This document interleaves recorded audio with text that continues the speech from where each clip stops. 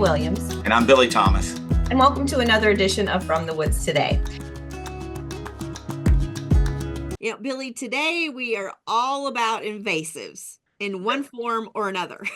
No, it's such an important topic, right, Renee? Invasive Yeah. plants, invasive animals, invasive insects, invasive diseases. It's so important because they can really disrupt our natural systems and they can really interrupt our plans for what we're trying to do with our property. So having a greater knowledge of what invasive plants and animals and other things are is really important. Also, knowing some of the top ones are important. So we've got you all covered today because We it's do. all about invasives on From the Woods today. So we're so Mhm. excited to have you all with us. If you have questions for our presenters today, you can use the chat function if you're in Zoom. And if you're a YouTuber or a podcaster, you can hit us up via email at forestry.extension@uky.edu. But first off, we're going to have Miss Frannie Preston. Franny's a big part of our team. She's now heading up our kind of forestry works program here in the state, coordinating that. So we're excited to have Franny, but she's also got a lot of knowledge and expertise about invasives. So she's going to be talking about what are invasives, right? And we're going to kind of cover the whole gamut there. So she's going to have to know what they are before you can okay, now I can point them out, right? Exactly. And I think she's going to really provide some insights to maybe some things you hadn't thought about.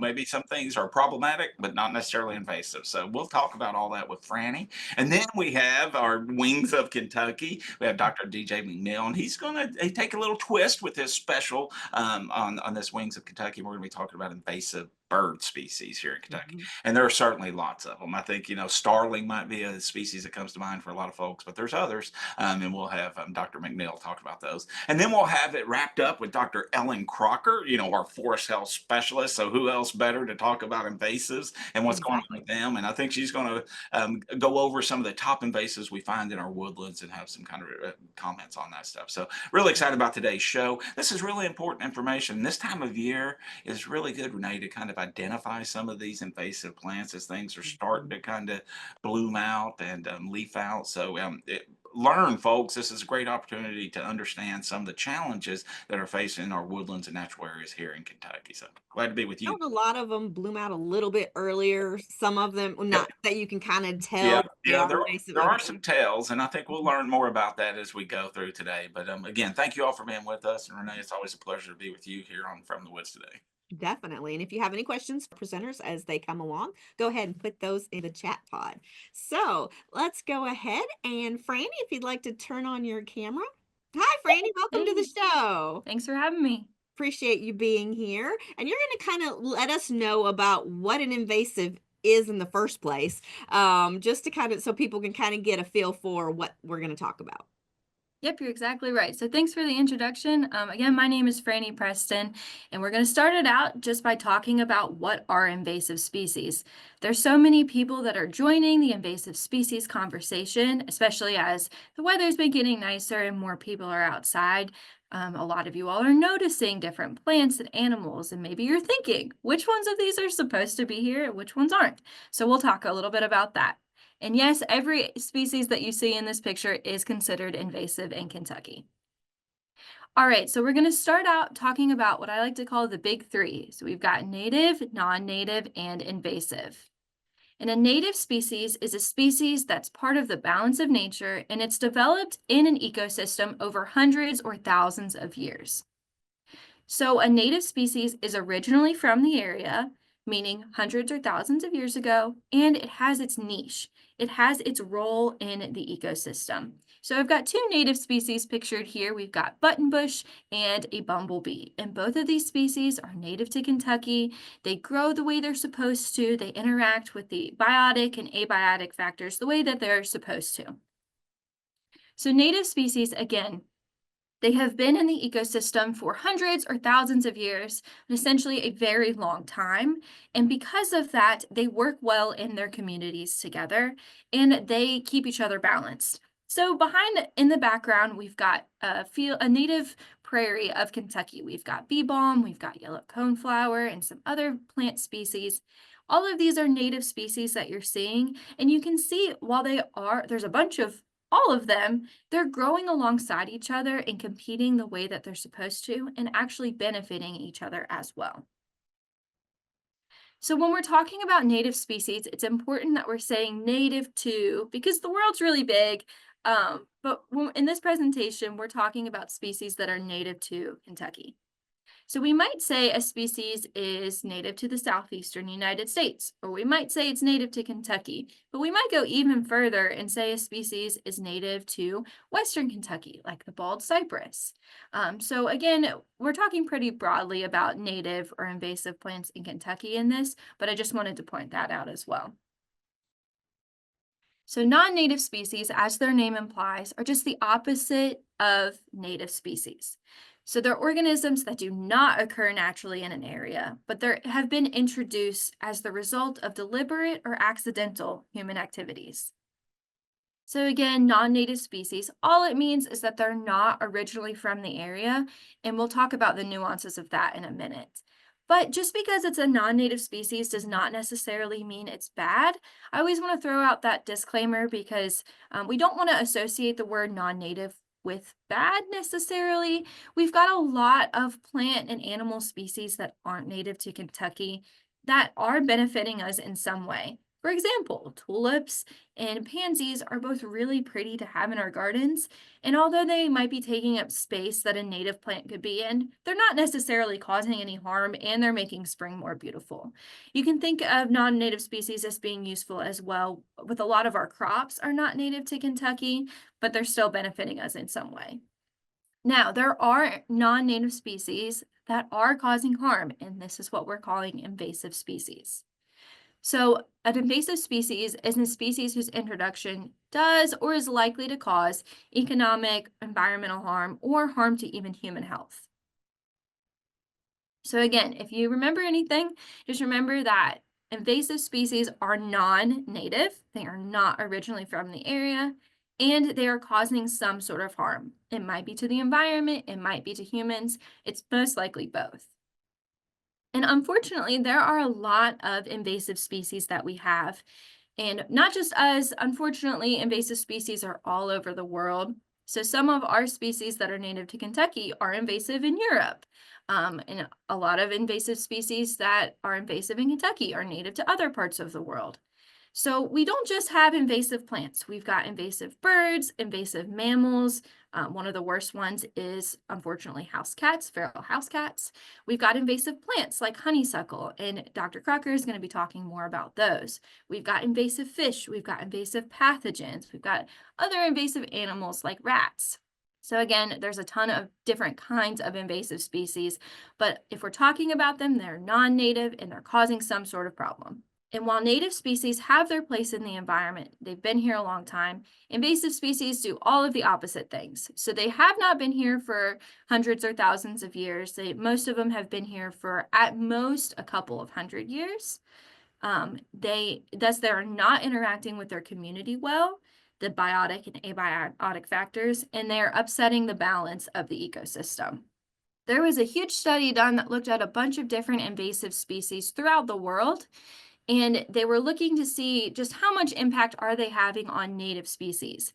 And they found that there was an average of a 16.6 decrease in species richness, just how many species there are in an ecosystem, by a single invasive species. And we've got so many invasive species, just imagine the impact that they're having when there's more than one of them. If we compare this to the positive impact that a native plant is having, a native plant to Kentucky, of course, is our white oak. And white oak trees support more than 100 butterfly and moth larvae. And then beyond that, supporting birds, supporting mammals as well. So you can see the negative impact that invasive plants can have and the positive impact that native plants can have as well. So if you're thinking, okay, well, what are invasive species in Kentucky? Again, we've got a few different kinds of invasive species. So if you want to look at invasive plants, the most current list is by the Kentucky Invasive Plant Council, and you can just search Kentucky Invasive Plant Council invasive plant list. And you're going to find almost 100 invasive plant species, and you want to focus on the severe threat ones. Those are considered the worst ones in the state. If you're looking at the invasive species that upset mainly recreational activities, you can look on Kentucky Fish and Wildlife's website. They've got some information about feral hogs and invasive carp.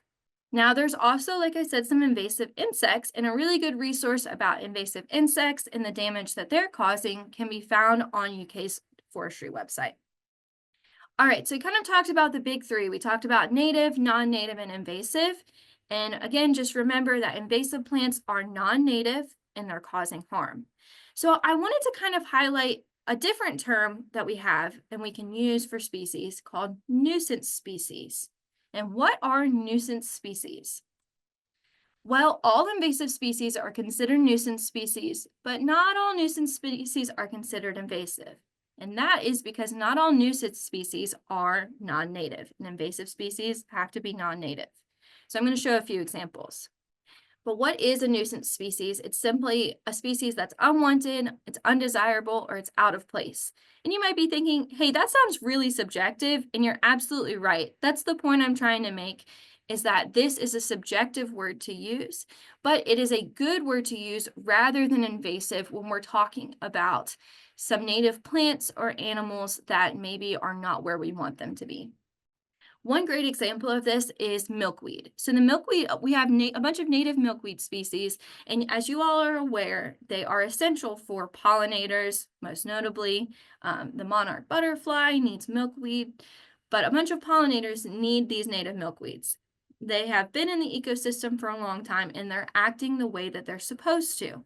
However, milkweeds, as their name implies, can kind of have a weedy or aggressive growth habit, and you might be considering them a nuisance species if you don't want them in your garden. However, we don't want to call them invasive because they're not native. Another good example of a nuisance species that is native is the eastern red cedar. So cedar trees are supposed to be here, they are native.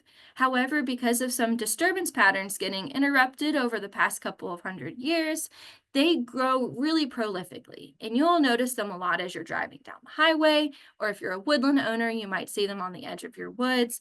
And you can see that there's a lot of them and they're growing aggressively. So they might be considered a nuisance species if there's too many of them in one spot. We're not going to call them invasive though because they are native.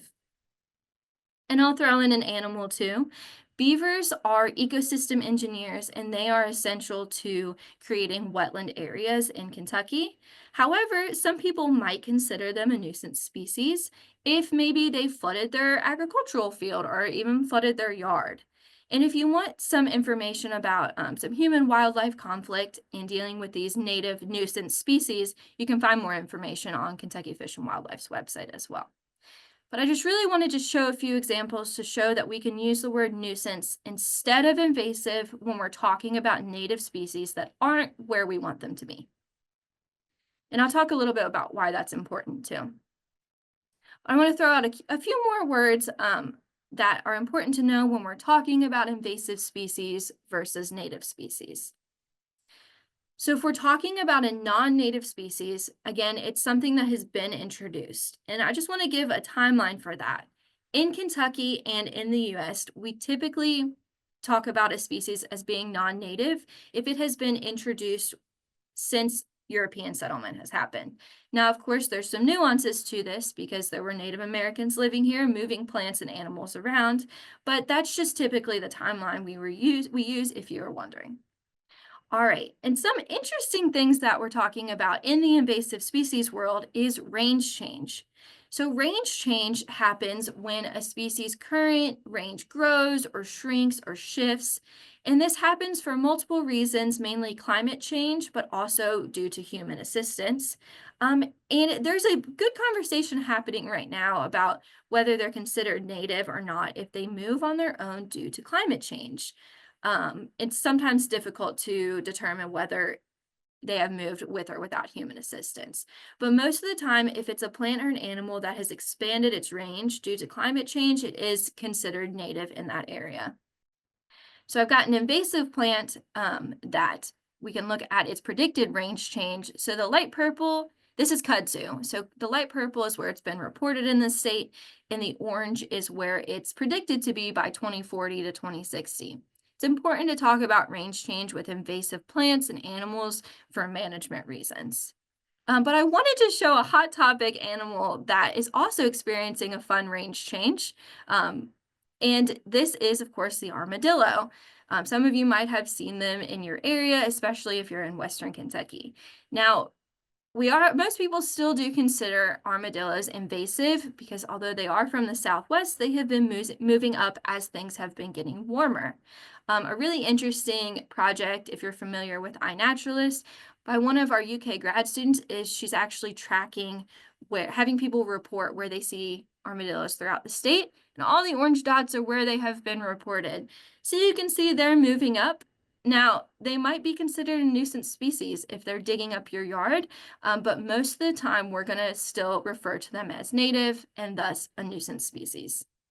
All right, so why does it even matter? Why have I repeated myself so many times that invasive animals and plants are non-native and causing harm? Why do we want to use nuisance instead? Well, it's important to use a standardized set of words for a few reasons. There are some words that have been used in the invasive conversation for a while that kind of are being phased out because they're creating different issues. For one, there's the term native invasive, and these are the nuisance species that we were talking about, like cedar. It's an oxymoron if you say native invasive, because again, invasive species have to be non-native. So we just kind of want to throw that one out there and use the word nuisance, or if it's a plant, you can use the word weed instead. Exotic species, this one's still pretty commonly used, but is also trying to be phased out. This one we want to kind of get rid of because it can actually create the opposite feeling of maybe positive. You might be feeling positive towards a plant if you hear it called exotic because, ooh, I want to go see that in a garden. And so we're trying to phase that one out as well.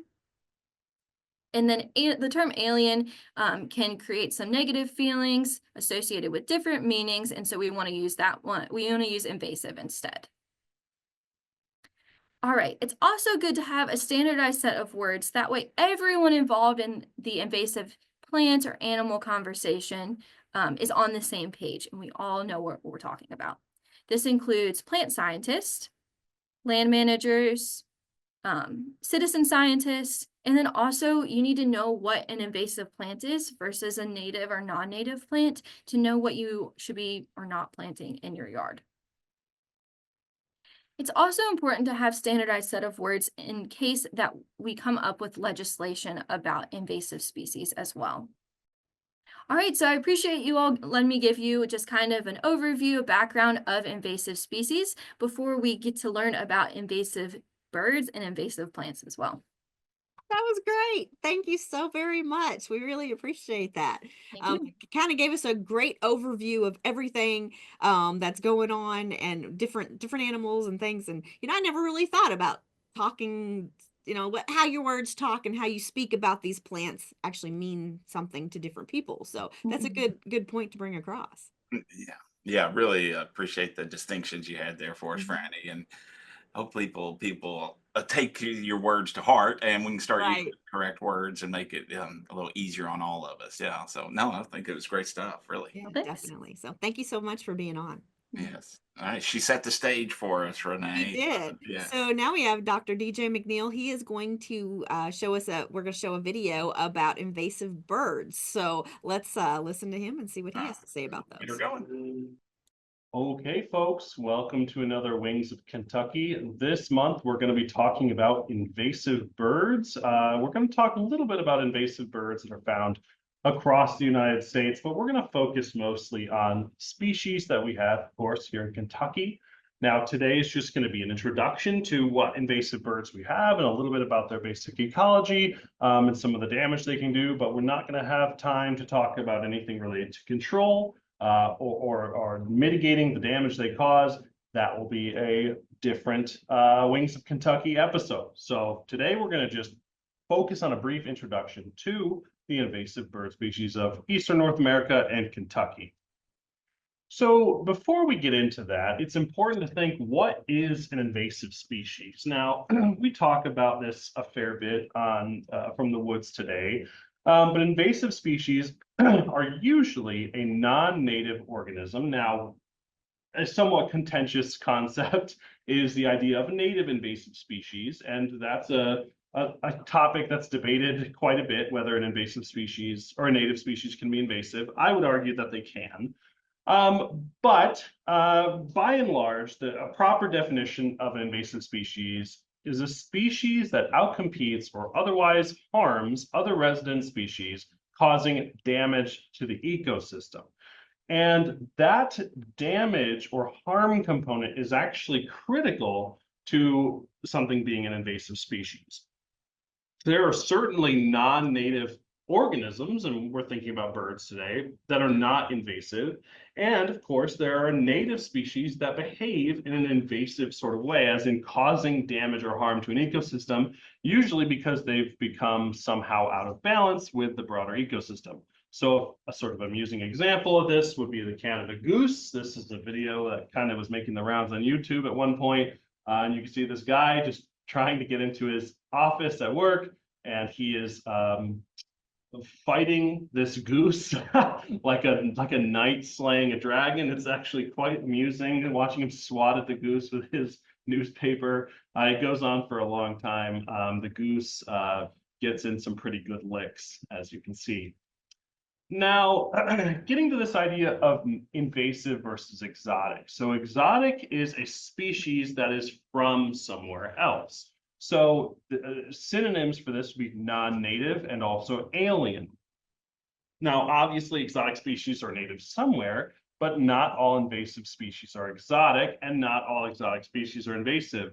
So a fun example of an exotic species that is not particularly invasive is this here. This is a great tit, which is a very common old world species throughout Britain and other parts of Europe. And we actually have a small exotic population of them in eastern Wisconsin. This is records from iNaturalist, where great tits have been introduced. They don't really seem to spread outside that area in eastern Wisconsin. There's no evidence to suggest that they're particularly outcompeting our native birds or introducing diseases. So that would be an example of an exotic species that is not particularly invasive. And it's important to recognize that most exotic species don't take hold and become invasive. So oftentimes in ecology, we use this 10% rule when we think about invasive species. About 10% of introduced species survive and stay in an area, and about 10% of those, or 1% of the original number, become invasive. What about the survivors that are not invasive? That would be species like coltsfoot or the Hungarian partridge that persist and maybe even spread to some extent, but don't cause widespread ecological damage, and we call those organisms naturalized. So, what are some exotic bird species in North America and Kentucky more broadly? I mean, a fun one that I always like to introduce people to is the ringneck pheasant. A lot of people don't realize that this bird is not native to North America. It is a Eurasian pheasant. Again, the ringneck pheasant is the damage it causes to other birds is somewhat debated, but it's certainly not native. So we've got a wide variety of invasive birds across North America. We've got a lot of species in warm places like California and Florida, a lot of parrots, for example, that don't tend to spread or be invasive. We have a lot of game birds like the Hungarian partridge and ringneck pheasant that are spread across various parts of North America that may or may not be invasive. And we have a handful of invading species that are actively spreading, like the Eurasian collared dove, and even some that are declining, like the house sparrow. So there's the Eurasian collared dove, and there's the chucker, which is an old world galliform that has been introduced widely to North America. Doesn't seem to be causing at least widespread ecological harm. Monk parakeet, that's another one. That's actually a very interesting one. It's a very cold hardy introduced parrot. There are large populations of them in places like downtown Chicago and New York City. And for whatever reason, they proliferate in those environments, but don't seem to spread beyond them too much. So let's talk about some individual species. The rock dove, or the feral domestic pigeon, this is a very well-known species. It was actually the first domesticated bird on Earth. It was domesticated about 10,000 years ago. Bear in mind that the chicken was only domesticated about 5,000 years ago. So the pigeon has been domesticated for a very long time. And these are some the fancy domesticated type pigeons, but they mostly look like this in the wild. This is sort of the wild type feral pigeon. And then, of course, they readily demonstrate this mutation here that's called check. This one is often in the bird keeping world is called a blue bar phenotype. This check phenotype is also very common, at least in part due to domestic breeding. But they are kept for all different kinds of things. There are pigeon breeds that are bred for meat. They get really huge and are tasty. Birds for show, like something like this. This, I believe, is an Indian fantail. Its primary purpose is to look pretty. Birds kept for racing, like homing pigeons, and messaging, of course. And as you might expect, these birds have become feral across North America, and you might release pigeons that look like this. It doesn't take very many generations before they start looking much more like this, because these birds here with these goofy crops or air sacs or whatever they have, these very unusual features, curled feathers, natural selection gets rid of that really quickly. And any of their babies that lack that trait, they immediately get a huge advantage, and those weird traits are frequently lost pretty quickly in the wild. And of course, they're known to cause at least some amount of problems, mostly in agricultural and urban places due to their presence of their droppings, their nesting activities, etc. And again, these are those two main color morphs we tend to see in feral pigeon populations. The next is the mute swan, introduced from Eurasia in the 19th century. It's a beautiful bird. The male and female look almost identical. They mate for life. They hold up their wings in this very elegant way.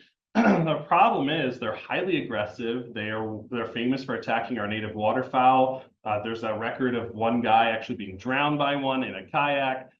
They're known to destroy the nests of native birds like loons, and now there's an increased effort to manage mute swan populations with shotguns in the winter in places like Michigan. House sparrow. This might be the one we're most familiar with, to be honest. It was introduced in 1851 to the cage bird trade and quickly spread across the United States. And we've got the male here, the female. I mean, I'm here at Cooper Building on UK's campus, and there's probably 50 outside my window right now. They nest in cavities. So the thing that makes that interesting is they'll take over the cavities of other birds. So here's a cliff swallow nest, and a male house sparrow is poking his head out of there. They'll compete with bluebirds and other birds for nest cavity access, and they can be quite aggressive in their pursuit of a nest site, outcompeting native species. Crazy thing about them is they're rare and declining in their native range of Europe. And actually, this is a North American Breeding Bird Survey map showing the trend of house sparrows across the United States in different areas. And red and orange areas are places where house sparrows are declining, and the various blue and cyan are places where they're increasing. And yellow is like roughly stable. You can see that populations of house sparrows across the United States are actually declining. I'm not saying that's a bad thing, but it's certainly interesting. European starling, another nasty cavity nester, introduced in 1890 by a group of folks who wanted to release all of Shakespeare's birds in Central Park, meaning any bird that was ever mentioned in one of Shakespeare's plays, they wanted to release it into Central Park. And even back in 1890, we didn't have a super good idea on what happens when you introduce an exotic organism into a new place. Well, the European starling quickly spread across North America. It's another cavity nester, and like the house sparrow, they'll outcompete other birds for access to cavities. So here's a starling kicking a red-bellied woodpecker out of a nest, and you can see an adult starling here feeding a nestling that's probably very close to fledging the nest. Eurasian collared dove. This is a very interesting one here in the bluegrass region. I'm obviously in Lexington right now. And the collared dove is fairly uncommon in Lexington. But if you go south to the outer bluegrass region, so like Richmond, Nicholasville, areas like that, the species becomes much more common. And I actually am not sure why that is, but it does seem to be a fairly consistent pattern. It was introduced about 30 to 40 years ago, probably from the pet trade, and has spread very rapidly. So here's the range in 2000, pretty, a few birds around, but not widespread. And then the collared dove in 2015, 10 years after that, you can imagine it is much more widespread even than that. Started in Florida in about 1980 and now all the way into Alaska. And studies have looked at the Eurasian collared dove and whether it affects our native birds like the mourning dove, and it doesn't really seem to. So as far as we know, it's not a particularly invasive bird, but it's obviously not a native bird. The last one we're going to talk about here is not this poor little chipping sparrow, but this big beefy guy. This is a fledgling brown-headed cowbird. And this is a bird that's kind of native. It's definitely native to North America, but it's not super native to Kentucky. And you're like, McNeil, what are you talking about? How can something be not super native? It probably occurred in Kentucky naturally to some extent. But we have changed the landscape in that we have fragmented our forests, we have opened up the landscape a lot more, and we have a lot more cows and open pastures and things that brown-headed cowbirds really like. And now the species is way, way, way more common than it ever was. And it was never found extensively in the East. So in some regards, it's considered an invasive species. Now, bear in mind that it's a native bird to North America, so it's still protected by federal law, but it probably was never common in eastern forested landscapes anyway. So it's a brood parasite, which is one of the big problems. So it's a species that lays its eggs in the nests of other birds, and it basically cons those birds into raising its young. The female here, rather drab, plain bird. The male is where the species gets its name. So it's got this iridescent plumage. It's a blackbird. So these blackbirds tend to have very dark, but also iridescent plumage and a matte brown head. So it's a well-named bird, I would say. And they're called a cowbird because they like to follow bison, and today they follow cows. Again, they like to occur in these highly fragmented landscapes, and deforestation and fragmentation of forested places has allowed the eastward spread of the brown-headed cowbird. So that is a very brief introduction to some of our exotic birds that we have here in Kentucky. We'll look forward to talking to you next time for our April Wings of Kentucky. And in the meantime, when you're out birding, keep an eye out for some of those exotic birds. Thanks for joining, and I will look forward to next month. Who knew how many birds there were out there that are invasive? No, it's a little. I mean, what do you do with invasive birds, right? I mean, And there's not one that just says, "Hey, take my kids." I You know. know, it's like, what? Oh yeah, no, it's tough. Yeah, they have flight on us, right? Right, exactly, they Easy on do. them to get around. Oh, I They do do. appreciate Dr. McNeil. That was a very entertaining or scary, if you will. Both, Yeah, both, yes. presentation. But he always does such a great job with his Wings of Kentucky segment. So He thanks, really Dr. does. McNeil. Yeah. Yeah, well, one day we'll have him on here live. You know, unfortunately, the timing doesn't work with him right now. Mm. But yeah, down the road. Well, I'm so appreciative that he's willing to do videos for us in Yeah. advance. So, We've got so many great people in the department. Yeah, certainly he's one of them. yes. And speaking of great people, we have Dr. Ellen Crocker coming on to talk about invasive plants. All Hello, everyone. greetings, Dr. you. Crocker. How's it going today? Good. So there's some top invasive plants that you're going to let us know about. You know, I am. And as we're talking about invasives, we do have a lot of invasive plants in Kentucky. And it's tough to make a top list because there are so many different invasive plants that might be problematic depending on where you are. These vary a lot. So, what one person sees as the most invasive plant on their property might be totally different when you go somewhere else. So we did some chatting and some kind of brainstorming about what would be some good plants to have on your radar. And these are plants that you can find in a lot of different parts of the state in woods. So good things to have on your radar. So let's start off.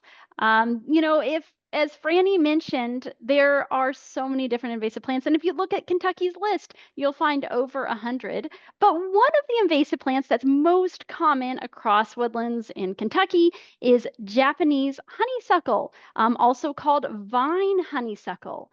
And if you've heard of invasive honeysuckles before, you may think this looks slightly different from what I've seen, but there's a couple different invasive honeysuckles that we'll talk about today.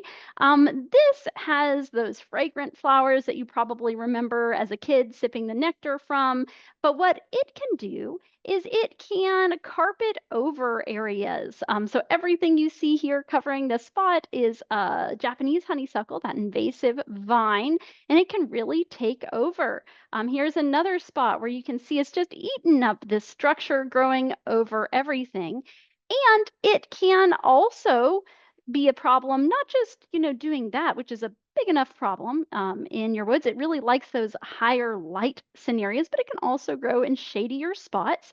Where Japanese honeysuckle is the biggest problem for woodland owners, though, is probably when it's growing up trees. So these vines of Japanese honeysuckle, in addition to carpeting over areas, can strangle smaller trees. On a large tree, this is probably going to be less problematic than those smaller trees. If they're just getting established, those saplings can really be taken over by Japanese honeysuckle. So the first invasive plant that you've probably seen around, maybe not even thought of as an invasive species, but something to have on your radar because it is so widespread in Kentucky, an invasive vine. But we also have lots of invasive shrubs, including our next invasive plant to look for in your woods, and that would be multiflora rose. So this is a species that was originally intentionally introduced from Asia, both to serve as rootstock for ornamental roses, like pretty roses that you like in your garden, as well as the fact that it was planted and promoted for many years as a living fence for erosion control and to provide food and cover for wildlife. And while it might have done those things, it also spread out and took over areas. So you can see in this picture the kind of trailing vining form that you can sometimes see with it, as well as that more shrubby stage taking over, forming a dense thicket. That's going to be tough for you to get through, also tough for other plants to make their way through. Just a few photos of it. You might have seen this around and thought it was just a normal occurrence in your woods, but something that can pop up and actually be painful. So it does have those thorns, as you can see in this picture, that can be painful to walk into. And something that's useful, we do have some native roses around. Now they look different and probably are not going to take over in the same ways, but something to look for is at the base of the leaves of multiflora rose. There's this fringy little structure on it that can distinguish it from some of the native roses. So if you look at this picture again, you can see this stipule, the base of the leaf, has this kind of fringy growth on it that can be distinctive and useful in your identification, making sure that what you've got is multiflora rose, as well as these prolific white flowers when it's in bloom. So we talked about Japanese honeysuckle, the vining honeysuckle, but if you are in central Kentucky or northern Kentucky, you might be more familiar with bush honeysuckle, a relative of that vining honeysuckle that in this case is going to form a shrub, and not just one shrub, but a whole dense thicket of shrubs in the understory of a wooded area. Here you can see it just about what you'd look for in early spring, where bush honeysuckle leaves out before any of our native species do. Not only does that give bush honeysuckle a real competitive advantage over our natives, it has more time to photosynthesize. For you as a manager, it gives you a time window when you can pick it out pretty easily because it has its leaves on when other things don't. Similarly, at the end of the season in November, you will see bush honeysuckle still has its leaves on when other native species has lost theirs. So that's another good time to find it and to get rid of it. So the problem that bush honeysuckle is creating is just these really dense thickets where other things aren't getting through. You're not seeing a diversity of native plants in there. You're not seeing little seedlings growing into saplings, growing into big trees of the future. All you're getting is bush honeysuckle on repeat. So again, those same flowers that look distinctive, honeysuckle flowers that turn into, in the case of bush honeysuckle, these red berries in the fall. These can be eaten by birds and spread long distances that way. So even if you're like, where did this come from? Probably brought in by a bird from some other spot. And here's kind of what it does in our woods and why it can be a problem just growing extremely densely, even in those shadier areas. So your understories and taking over. That is an important stage because you want to see lots of different things in there. They're going to support your goals as a woodland owner, but they're also going to support insects and wildlife and a diversity of different things, which is not going to happen when you just get the same thing over and over like you do with a lot of our invasive plants. So, number 2 on our list of top invasive plants in Kentucky woods would be Japanese stilt grass or microstegium. So, if you are in Western Kentucky or you are in a wetter area, this is going to be a huge challenge for you. And you might think, how could this be a huge challenge? It's just a tiny grass. Surely that's not going to be as big of a deal as bush honeysuckle or another shrub or even trees. Well, the problem with stilt grass is that, especially if it's growing in a wetter spot, it can take over and grow very densely and exclude other species. So here's a photo that I think illustrates some of this. It's probably not going to be as big of a problem when things are a bit drier, but once you get those wet areas, that small grass can grow several feet tall, form this dense blanket on the ground that excludes other things. You'll also really commonly see it along the side of trails and roads. Even in those drier spots, it's going to be all over. The problem with that is that it's really easy to accidentally carry its seeds to a new location. Those seeds, it's an annual, so it's going to set seed each year. And those seeds can hitchhike very easily on your boots, in equipment, on tires, in the mud, moving to new spots.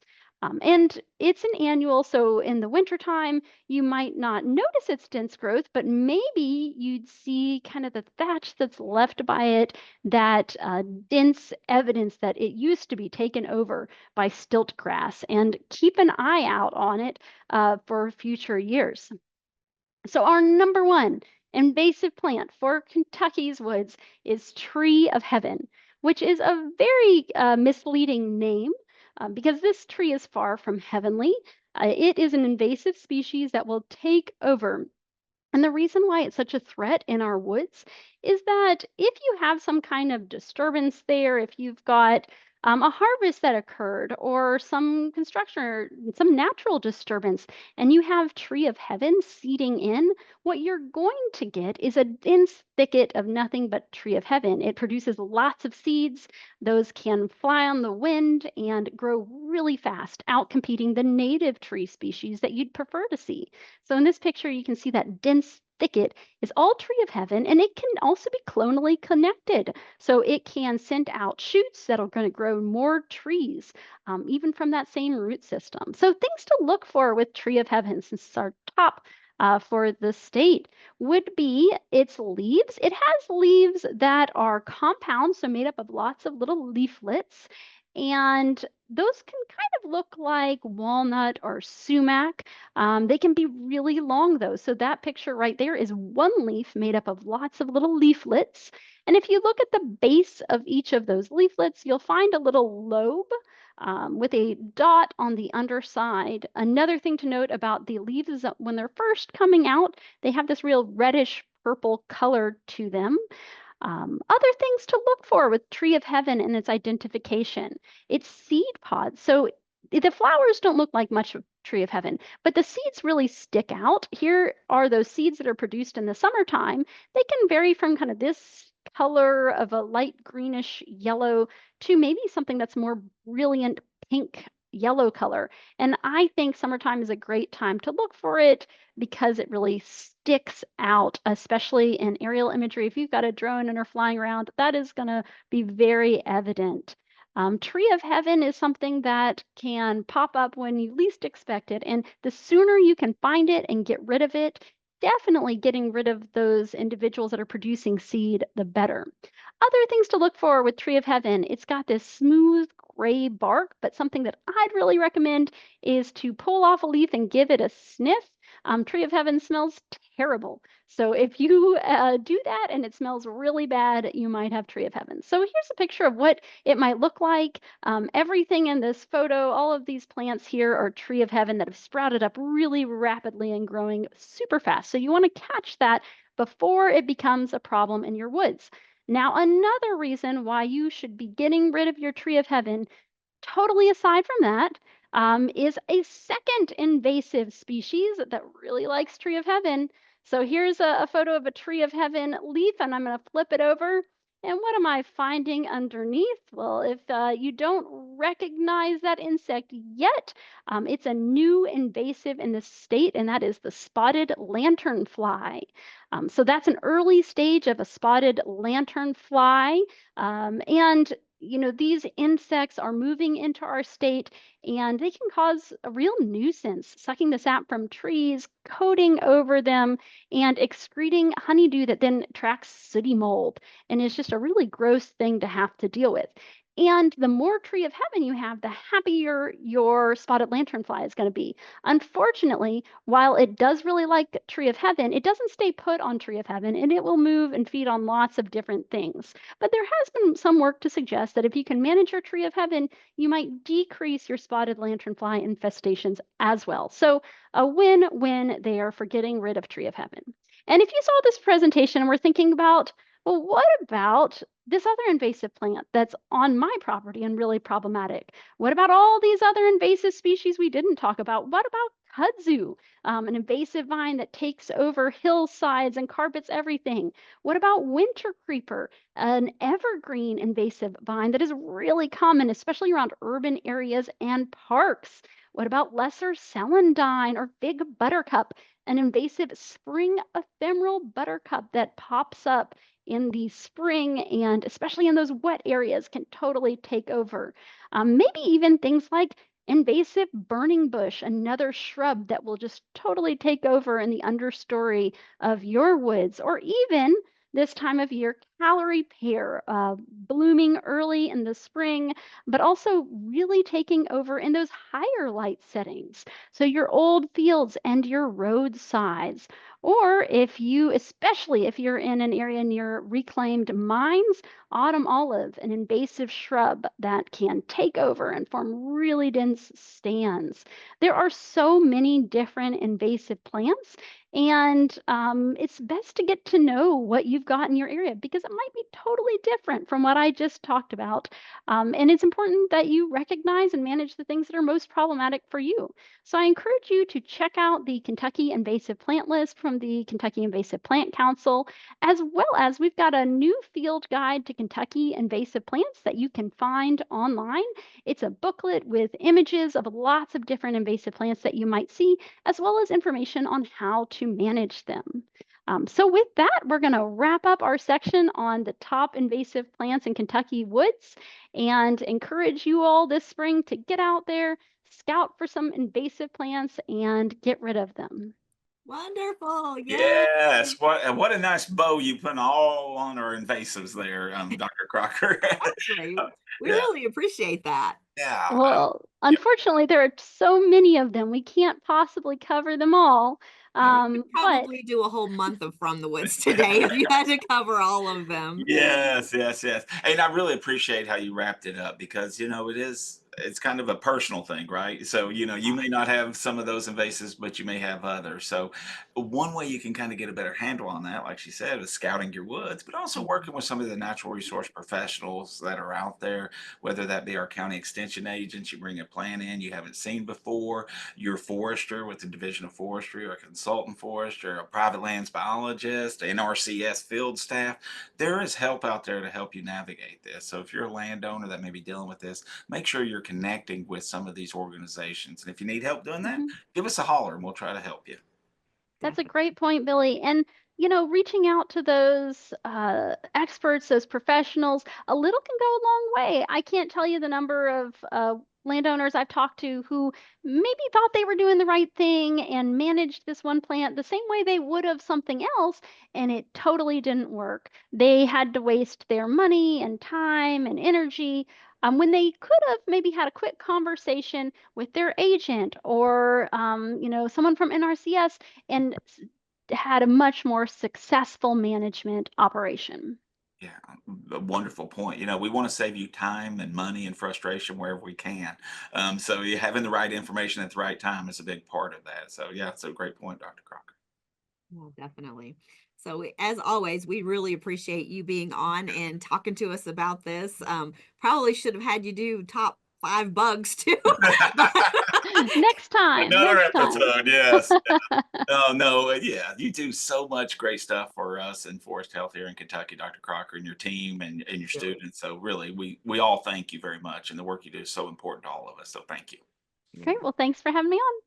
Thank you. So, wow, Renee, I don't know that I could be so excited about an invasives presentation, but I know. spreading the knowledge so people know what to look for and giving them some tips on how to deal with it, I think that's a great thing. So That's half the battle. it really is knowing what you're dealing with, right? And as Dr. Crocker was talking, it made me think. I remember talking to a landowner who had some tree of heaven on his property, and he went and cut it all down, thinking he was getting rid of it, but he really made it pretty angry, and it sprouted up all over the place, right? So he had a Yeah. problem that he kind of compounded by not having the right information at the right time. So we strongly encourage you all to work with your natural resource professionals. And if you're ever in doubt on what you need to do or who can help you on your woods or wildlife here in Kentucky, reach out to us and we'll either get them on the show and talk about it or make that connection directly for you. Again, we want to help you all be good stewards. We have wonderful natural resources here in Kentucky, but as you can see, they're under threat, and we have to be vigilant on all of these.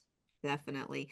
And like Billy said, if you want to, you can go to fromthewoodstoday.com and you can see all previous episodes. There's a lot of different things on there that Dr. Crocker has done about invasive plants and bug species. So you could go ahead and watch those if you'd like.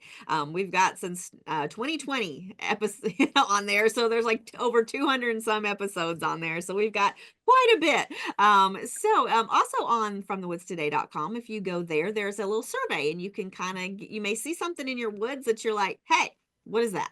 Take a picture, send it to us, and we'll be able to answer that. Hopefully we can get all those questions answered. And, if you're questioning it, someone else probably is too. No doubt. No doubt. Thank you all for being with us again, and we'll look forward to seeing you all next week on From the Woods Today. Take care. Bye-bye. All right. From the woods today. From the woods today.